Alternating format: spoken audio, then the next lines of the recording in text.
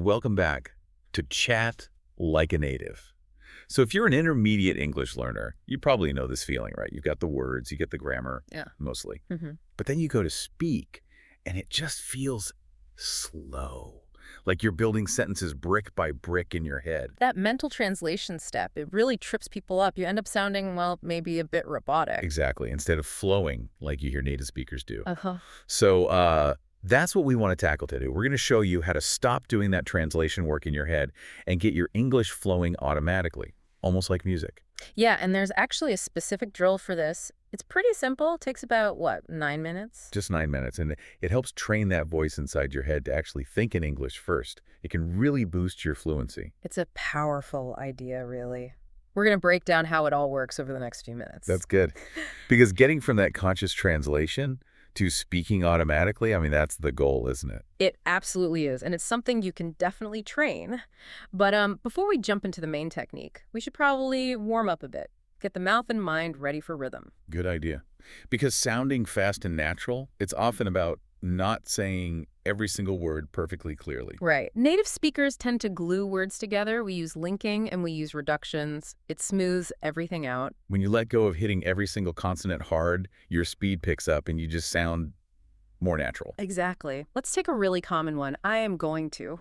You almost never hear someone say all four words like that, do you? Almost never in casual speech. It gets crunched down into something much faster, like 2 syllables. I'm gonna.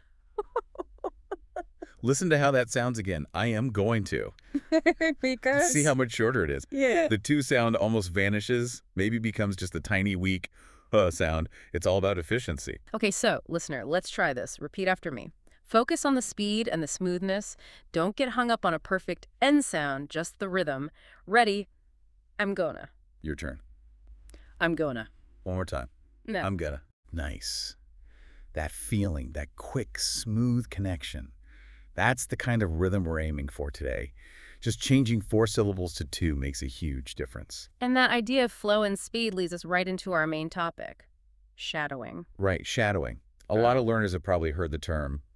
Copying audio, basically. Yeah, but it's more specific than just repeating the why it works and how to do it right. That's what we want to explore, because just basic repetition doesn't always get you there. Okay, so let's break it down. What exactly is shadowing, and how is it different from just, pausing a track and repeating a sentence? The key differences are timing and your intention. Shadowing is about deliberately echoing speech, but with a really short delay. You're trying to speak almost at the same time as the original speaker. Like right behind them. Exactly. Maybe just a syllable or 2 behind, in real time. Okay, so there's a specific timing window we need to hit. We call this the latency window, right? That's it. That time lag, maybe 1 to 4 syllables behind the speaker, that's the sweet spot. Why is that window so important? Because in that tiny gap, your brain is doing 2 things at once. It's processing the sound coming in, and it's planning the sound going out. Ah, okay. So if you fall too far behind, it's just... This becomes normal repetition. You lose that simultaneous processing benefit. Got it. And this simultaneous thing, it bypasses that slow, conscious translation part of the brain. Precisely. It helps build automaticity. That's the fancy word for speaking, without having to consciously think about every single word choice or grammar rule. So you're moving language from the thinking part of your brain to the doing part, like muscle memory for your mouth. You got it. And shadowing works because it forces you to juggle 3 key skills at the same time. We call these the 3 Ps of shadowing. Okay, the 3 Ps, what are they?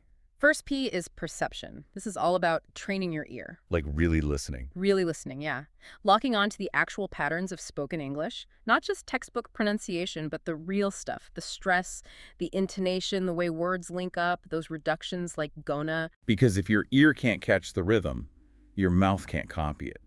Makes sense. You're hearing the melody. Exactly. The second P is production. This is the physical side. The mouth workout. The mouth workout. Your tongue, lips, vocal cords, even your breathing, they're all building muscle memory by copying those patterns immediately. Think of it like doing lots of reps with light weights for your speech muscles. Okay. Perception, production. Yeah. What's the third P? This one's maybe the most important and often missed. Prediction. Prediction. How does that work? When you shadow a short phrase over and over, your brain starts to anticipate what comes next. It learns the common chunks and patterns of English. So instead of waiting for the speaker to finish a word, Your brain is already guessing, sort of gliding ahead, expecting the next natural sound or word group. I see. That's the difference between building a sentence word by word, like assembling furniture, Right, conscious assembly. versus playing the sentence like music you already know. It just flows.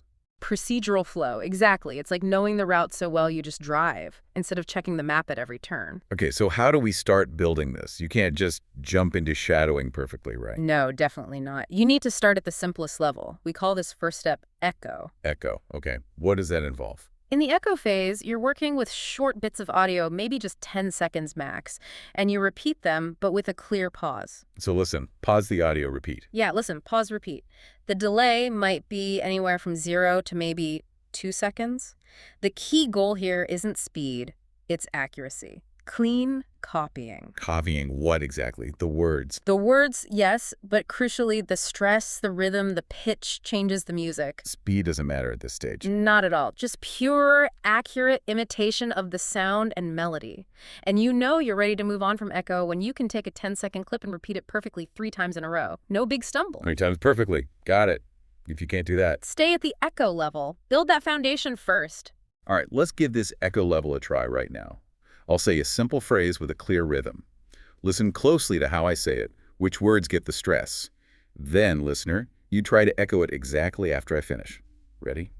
Here it is.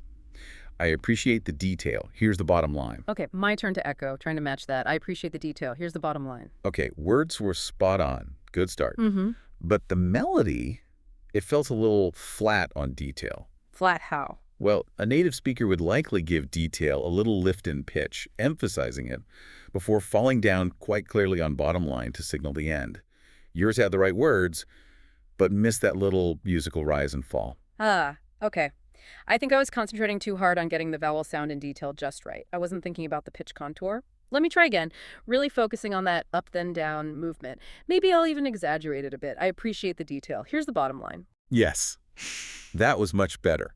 The stress and the pitch movement were right where they should be. And actually, exaggerating slightly like that, it's really helpful when practicing. It makes the pattern stick in your brain. Good to know. And that brings us perfectly to our second big idea today. Which is? When you're shadowing, you absolutely have to copy the music, not just the notes. Right. This is a big shift for learners who've mostly focused on traditional pronunciation practice. Yeah, because the note, that's like the individual sounds, right? Yeah. The consonants, the vowels. Academics call it segment accuracy. And learners often get really hung up on making every single the or r sound perfect. Which is fine, but they often completely ignore the most crucial thing for sounding fluent. Prosody. Prosody.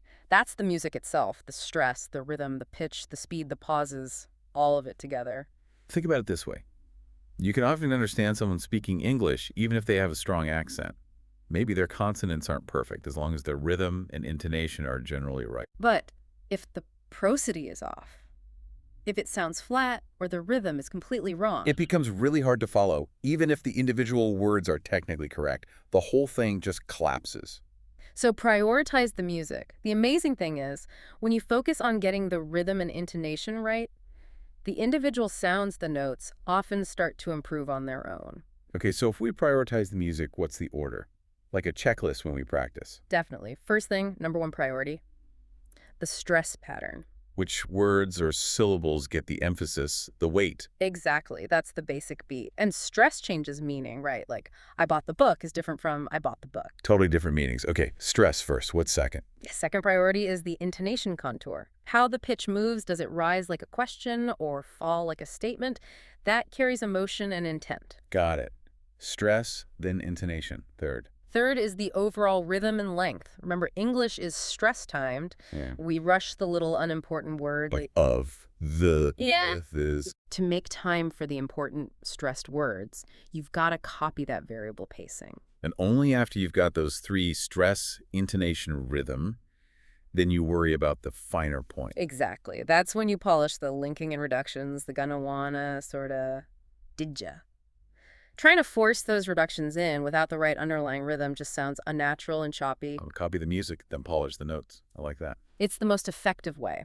Now, this focus on rhythm and prediction also helps us move up the skill ladder from echo and basic shadowing. There's a transitional stage we call glide, Glide. Okay, what's that? It comes after shadowing. Kind of alongside it, or as an advanced form of it, glide is where you start to rely less on constantly hearing the original audio. How do you do that? You might try slightly muffling the audio or looking away from the transcript if you were using one. You use the beginning of a phrase and its rhythm to predict the rest of it. So you're kind of coasting on the rhythm you've internalized. Exactly. You're starting to use your own predictive engine. You're not fully independent yet. That's the next level, blind, but you're operating more on instinct. Okay, so we've covered the outer mechanics, listening, copying, predicting the sounds. But you mentioned something about an inner voice. Ah, yes, this is crucial. Shadowing really needs to train two layers. The outer voice everyone hears, and the inner voice, the one inside your head. The voice we think with. Exactly. We call this inner monologue shadowing. Because if your private thoughts, your internal commentary are still running in your native language, Then you're always going to have that translation delay before you speak. always. Even if your pronunciation is perfect when you finally do speak, your inner voice is like the rehearsal room. Your mouth is the stage. If the rehearsal is happening in a different language, the performance is going to be slow or hesitant. You got it. So the goal is to get that inner rehearsal room operating fully in English. How do we train that inner voice? It feels kind of abstract. A very practical way is through microscript replacement. Microscript replacement. Yeah, you identify those little phrases or thought fragments you constantly use in your native language, things like not bad or what should I say? Hold on a sec, whatever they are for you. Okay. And you consciously replace them with short, useful, natural English chunks that you'd actually say out loud. Like, that works for me, or happy to help, or let me think about that. So you're preloading your brain with ready-to-use English responses for common mental moments. Exactly. Especially for situations where you need to respond quickly, like in a meeting. If things are moving fast, you can't afford to mentally translate. Could you please wait while I formulate my response? Right, you need something instant, Mm. like a buy time phrase. Precisely. A short, automatic phrase delivered with natural prosody that politely buys you a few seconds. This isn't just for meetings, though, right? Even socially, instead of thinking in your language, I don't quite agree but want to be nice. You train your inner voice to jump to an English script like, I see your point, but, or, that's one way to look at it, although. Makes sense. Yeah. Shall we practice one of those time-buy phrases? Let's do it. This is a substitution drill. We'll use a common meeting phrase. Give me 10 seconds to think. Listen to the intonation. It's polite but assertive, usually falling slightly at the end. Okay, here it is. Give me 10 seconds to think. Now, listener, your goal is to keep that same rhythm and melody, but substitute different words that achieve the same purpose buying time. Focus on stressing the key action and maybe the time element. For instance, I could keep the melody and say, I need a moment to process. Perfect. See how need and process got the stress, just like give in seconds? Same musical shape? Or maybe more informally. Let's circle back in a minute. Exactly. The specific words changed, but the prosody, the musics stayed the same. That's the flexibility you're aiming for. You internalize the melody, and then you can plug in different words instantly without that translation lag. That's really powerful, being able to adapt the phrase while keeping the natural sound. It is, and it connects back to prediction. You know, the structure so well you can vary the content. Okay, so shadowing is intense. It requires focus. Are there common mistakes people make, like ways to do it wrong? Oh, definitely. Like any intense training, bad form can lead to bad habits. We sometimes call them accent gym injuries.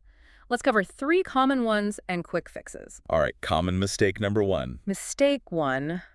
I'm copying the words, I record myself, but I still sound flat, monotonous. Ah, the robotic sound again. Right. The cause is usually prioritizing those individual sounds, the notes, over the melody. You're trying so hard to say each word clearly that you kill the natural pitch movement. So the fix. For one whole practice session, overshadow the melody. Deliberately exaggerate the pitch changes. Go much higher and lower than the original speaker. Even if it sounds a bit silly. Even if it sounds silly and maybe some consonants get a bit blurry, the goal is to force your brain and voice to feel that dynamic movement. Later, a normal amount of pitch change will feel natural. Okay, exaggerate the melody. Got it. Mistake number 2. Number 2, I keep drifting out of sync. I start okay, but then I fall behind, or maybe I jump ahead and get lost. Yeah, losing that connection with the speaker. This usually means you're not staying in that critical latency window, that 1 to 4 syllable sweet spot we talked about. Right, too close or too far behind breaks the process. Exactly. The fix here is immediate. First, shrink your practice chunk. Work with only 5 to 8 seconds of audio at a time, max. Shorter chunks for tighter focus. Yeah. What if that's still not enough? And add a physical anchor. Try tapping your finger or your foot on the stressed syllables as you shadow. Oh, like keeping the beat. Precisely. It forces your attention onto the core rhythm, the skeleton of the sentence, making it harder to drift away. Good tip. Okay, third common mistake. Mistake 3. I run out of breath mid-sentence, especially on longer ones. I end up gasping awkwardly. I can see that happening, especially with complex sentences. It usually means you're breathing randomly, not where the speaker naturally pauses. Native speakers breathe in line with thought groups or clauses if you miss those natural breath points. You'll run out of air later and break the flow. Exactly. The fix requires breath discipline. You need to consciously try to inhale exactly when the original speaker inhales. How can you tell when they inhale? Listen for the slight pauses, often around commas or phrase endings. If you need to, look at a transcript beforehand and mark likely breath points with a slash. Training yourself to breathe with the speaker maintains phrasing and builds stamina. Okay, those are great practical fixes. So we've covered the levels echo, shadow, glide, even blind implicitly with prediction. Let's do a quick check to make sure these core ideas landed. Sounds good. Mini quiz time. Listener will ask a question, pause for a moment for you to think and give the answer. Ready? Question 1. When you're shadowing, what's more important to copy first for clear communication? Getting every consonant perfect, or R matching the stress pattern? The answer is the stress pattern. That's the heart of prosody, the music. Get the music right first. Okay, question 2. What do we call that practice level where you start to muffle the audio or look away, relying more on your memory and prediction skills? That transitional stage is called glide, moving from copying to predicting. And final question. For effective shadowing, what's that ideal time lag, the latency window, you should aim for behind the speaker? You want to stay within 1 to 4 syllables behind. That's the zone for simultaneous processing and prediction. Excellent. Hopefully those answers felt clear. Let's quickly recap the absolute must-remember points from today. Just 3 key things. Okay, takeaway number 1. Shadowing isn't just about repeating. Its real power lies in training your brain for prediction, anticipating the flow and structure of English. Takeaway 2. Always copy the music first. Prioritize stress, intonation, and rhythm over perfecting every single sound right away. And takeaway 3. Don't forget the inner game. Actively train your inner voice using inner monologue shadowing and replacing native thought fragments with ready-to-go English chunks. Perfect. Now, we don't want you to just listen. We want you to do. So here's your challenge. It takes just 9 minutes. We call it the 3x3 micro workout. All you need is one short audio clip, maybe 10 to 20 seconds of natural conversation, something engaging. Okay, the workout has 3 rounds, 3 minutes each, 9 minutes total. Round A, the first 3 minutes, is all about accuracy. This is the echo level. So use a transcript if you have one. Pause the audio frequently, repeat small chunks, and focus entirely on getting the stress and intonation perfect. 0 stumbles is the goal here. Then, round B, the next 3 minutes, speed and flow. This is pure shadowing. Put the transcript away. Speak along with the audio, staying just behind the speaker in that latency window. Focus only on matching the rhythm. It's okay if a few words get slightly mumbled, as long as the flow is right. Finally, round C, the last 3 minutes, ownership. This is moving towards the blind level. Here, you play maybe the first few seconds of the clip, then hit mute, and try to continue the sentence yourself, keeping the same tempo and melody. Then quickly unmute to check how accurate your prediction was. That 9-minute cycle, echo, shadow, blind predict, is incredibly intense and effective. Doing it regularly builds automaticity and rhythm fast. So the challenge is to make this 9-minute workout a daily habit. Consistency is everything. And one last tip for quality control. Yes. Once per session, maybe at the end, record yourself doing your best shadow of that clip. Then immediately compare it back to back with the original audio. We call this recorded and A/B check. Don't just think you sound okay. Listen critically. Does your rhythm match? Your intonation? That direct comparison is the best way to spot and fix errors before they become habits. It keeps your practice honest and effective. Absolutely. That objective feedback loop is key to making real progress and avoiding those accent gym injuries. Remember, that moment you pause to translate is a moment you lose fluency. This 9-minute workout is your tool to fight back against that. Find a clip, press play, start with echo. And next time we talk, we're going to take this foundation and rhythm and build on it. We'll help you create your personal phrase bank. Ooh, phrase bank, what's that? It's about collecting those specific, concise phrases for things like being politely direct, opening conversations smoothly, disagreeing constructively, the exact language that makes you sound really natural and confident in real situations. Looking forward to that one. Until then, keep practicing and keep chatting like a native.